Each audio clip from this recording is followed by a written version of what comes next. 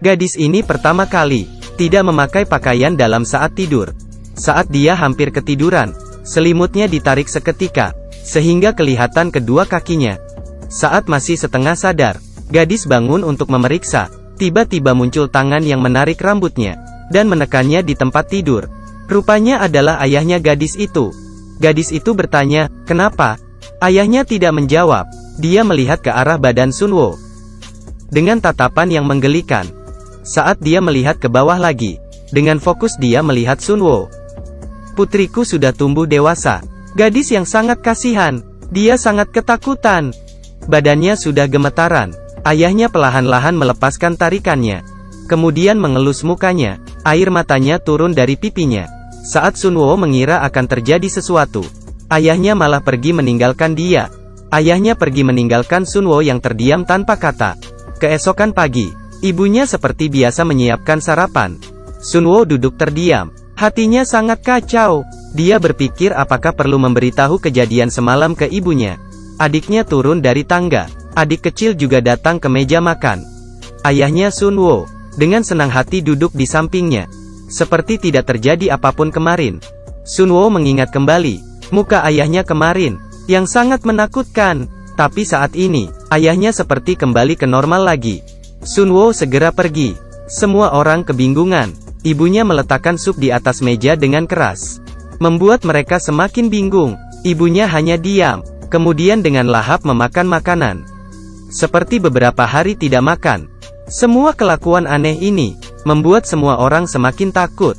Adiknya memuntahkan makanan dan bilang, "Terlalu asin." Ibunya mengambil segenggam telur, kemudian memasukkan ke mulut seperti orang gila. Apa yang terjadi pada sekeluarga ini? Setelah pindah masuk ke rumah ini, sekeluarga ini semakin aneh. Di dalam halaman rumah, seorang tetangga yang membuat patung aneh. Pagi hari, tiba-tiba muncul hewan yang tak berkulit. Yang paling aneh adalah ayahnya yang berkeliaran tengah malam. Ibunya semakin aneh. Cara makannya sangat teruk. Kemudian dia memberikan makanan ke anaknya. Tapi anaknya tidak ingin memakannya. Setelah melihat ke ayahnya, ayahnya berkata, "Jika tidak ingin makan, maka tidak usah makan." Namun saat itu tatapan ibunya menjadi seram.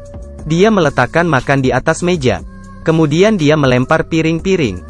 Anak-anak ketakutan hingga gemetaran. Ibunya semakin emosi. Dia memukul meja dengan emosi, berteriak, "Kalian tidak tahu bersyukur?" Dia melihat anaknya dengan tatapan tajam. Anaknya ketakutan hingga menangis. Mereka tidak pernah berpikir, ini adalah awal mimpi buruk mereka. Gadis ini mandi dengan air hangat. Dirinya tidak tahu. Saat dia menutup airnya, dan membersihkan embun di kaca, kembarannya membuat dia terkejut. Kembarannya meletakkan wajah di kaca. Rupanya hanya bercanda. Keduanya kembali ke kamar. Gadis itu memberitahu Hyunjo tentang kejadian kemarin, tentang ayahnya ke kamar dia. Namun Hyunjo tidak percaya. Dan saat itu juga, ayahnya masuk ke dalam kamar. Keduanya segera menghindar. Semua kata-kata tadi terdengar jelas oleh ayahnya. Saat dia lagi bertanya kepada kedua kakak beradik, tangannya masuk ke kotak pensil, kemudian mengambil pisau, dan mengeluarkan pisaunya. Ayahnya berjalan ke arah mereka. Saat dia ingin melepaskan serangan, berhasil dihentikan oleh Hyunjo. Hyunjo tidak percaya. Tiba-tiba ayahnya muncul di depan mereka, kemudian menarik rambut Hyunjo, dan menatap ke arah mereka berdua. Dengan sekali dorongan membuat Hyunjo terjatuh di bawah, dan mengenai injakan tangga, hingga dia pingsan. Sunwo melihat Hyunjo. Dia langsung membalikan badan, dan melihat ke arah ayahnya, dengan merangkak, lalu mulai berlari. Sambil berlari dia berbalik kembali untuk melihat. Namun ayahnya tidak mengejarnya, tapi ayahnya pergi ke gudang, dan mengambil sebuah palu tua, dan kembali ke ruang tamu. Saat itu juga, Sunwo kembali sadar, tak melihat ayahnya dan adiknya. Sunwo segera mencari mereka. Tiba-tiba, dia merasa ada orang di belakang. Perlahan-lahan dia membalikan badan. Saat ayahnya mengangkat palu dan akan memukulnya, teriakan Hyunjo menyelamatkannya. Dengan menggunakan wajan, dia memukul kepala ayahnya.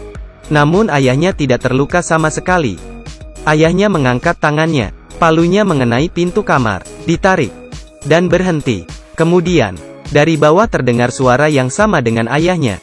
Ayah asli sudah kembali. Pria ini meletakkan palu dan kembali ke kamar. Pria yang sama persis, dari bawah naik ke atas dengan kebingungan. Melihat kedua putrinya yang bersembunyi ketakutan. Kakinya menginjak palu dan melihat ke arah pintu kamar yang rusak. Lalu berkata, "Kalian bertengkar?" Kedua orang tidak berani menjawab pertanyaan ayahnya. Saat itu, adiknya yang masih kecil keluar dari kamar. Saat Sun Wo menyuruhnya segera pergi, tiba-tiba tangan wanita keluar dan mengambil palu itu. Adiknya melihat itu. Ayahnya berbalik badan, melihat istrinya yang sedikit aneh. Istrinya tidak mengeluarkan suara. Perlahan-lahan dia mendekat. Kemudian, langsung mulai memukul. Pukulan kedua, pukulan ketiga, semuanya gagal mengenai suaminya. Sekeluarga ini ketakutan. Istrinya melihat ke arah kedua putrinya. Kemudian mengangkat palunya, dan memukulnya.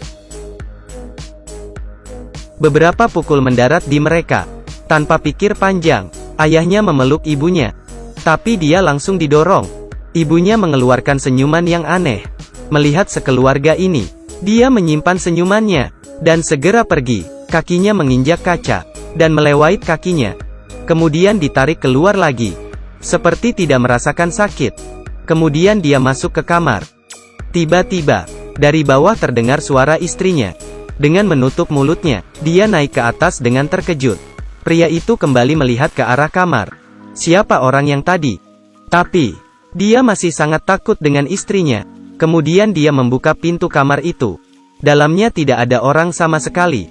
Tapi, palau yang bercak darah ada di atas lantai. Palau yang bercak darah ada di atas lantai. Terlihat oleh pria itu. Ibunya mendekati kedua putrinya. Namun putrinya ketakutan dan segera menghindar. Keesokan hari, pria itu menelpon adiknya agar dia membantu menyelesaikan masalah itu. Pada sore hari itu, adik yang bekerja sebagai pastor datang ke rumah abangnya. Dia sempat bilang ke abangnya tentang apa yang dia lihat. Tapi abangnya tidak percaya, sehingga membuat hubungan mereka semakin jauh. Malam itu, sekeluarga memutuskan untuk tidur bersama. Tengah malam, adik kecil terbangun karena kebelet pipis. Dia tidak mengganggu orang lain. Anak bungsu yang polos ini, saat dia sendiri masuk ke toilet, bayangan anak kecil yang sama persis melewatinya. Benar saja, semua anak bungsu di dunia ini sama saja. Anak itu mengangkat pisau dan mengeluarkan senyuman aneh. Mengangkat dan berhenti. Anak itu tidak membunuh pastor. Seperti dihentikan oleh sesuatu. Pastor kemudian membuka matanya. Dengan begini, karena keberadaannya, sekeluarga melewati malam itu dengan aman. Keesokan hari, pastor mengatakan bahwa dirinya tidak sanggup menyelesaikan masalah itu. Dia menelpon ketua pastor. Semua orang segera membahas kejadian yang terjadi pada keluarga itu. Mereka merencanakan penangkapan roh. Ketua pastor ini sangat hebat. Pengikutnya sangat banyak. Siang itu ketua pastor langsung menghampiri mereka. Tapi, saat di jalan, seekor burung gagak menabrak mobil yang berjalan dengan cepat. Kaca mobil hampir pecah. Saya tidak mengerti, kenapa tidak menghentikan mobil. Apa alasannya? Ini menyebabkan semua pastor dan ketua pastor terbunuh oleh kecelakaan. Saat itu juga, pria mengikat kedua tangan dan kaki putrinya di atas tempat tidur. Ibunya tidak tega, tapi tidak ada cara lain. Mereka harus menunggu kedatangan rombongan ketua pastor. Tengah malam, pastor kembali ke rumah. Badannya penuh dengan darah.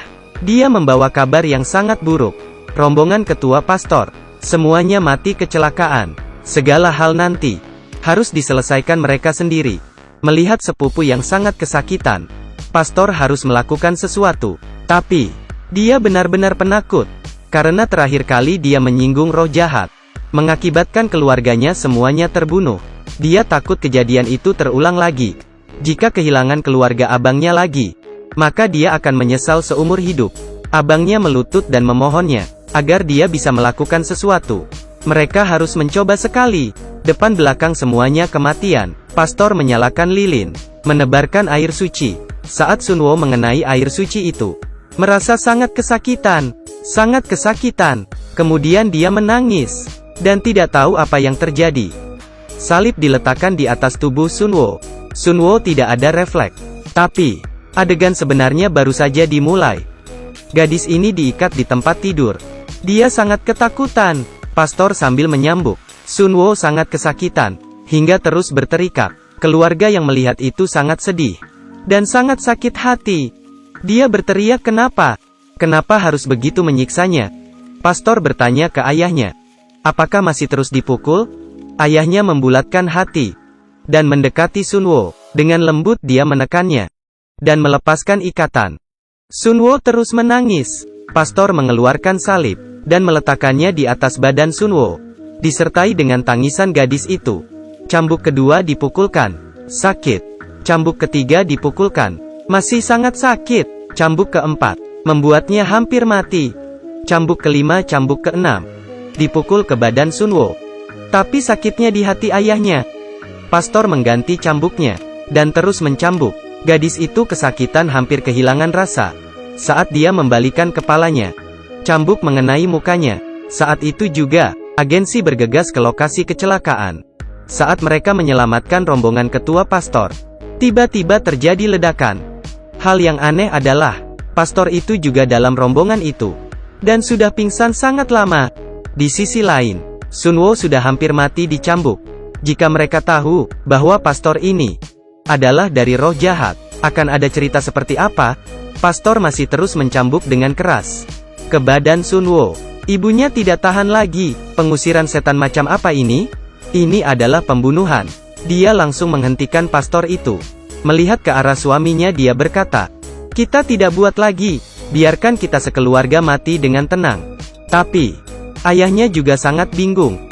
Sekeluarga ini sangat ketakutan, juga tidak tega. Pria itu mendorong istrinya, kemudian menyuruh pastor terus mencambuk. Tiba-tiba suara terdengar di telinga pria itu. Kau adalah penakut. Kalian salah pukul orang. Pria itu seperti mengerti sesuatu. Perlahan-lahan dia bangun, kemudian mencekik istrinya. Dengan kuat, pastor mengeluarkan senyuman yang aneh. Anak kecil ini ketakutan.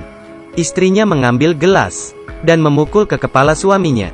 Pria itu mendorong istrinya ke dinding hingga pingsan. Melihat istrinya yang penuh darah, dia sepertinya mengerti sesuatu. Kemudian dia berbalik arah. Adiknya mengeluarkan senyuman yang lebih aneh. Pria itu menyerang ke roh jahat itu, tapi langsung dipukul hingga terjatuh. Pada saat roh jahat itu akan membunuh pria itu, adik yang asli datang tepat waktu.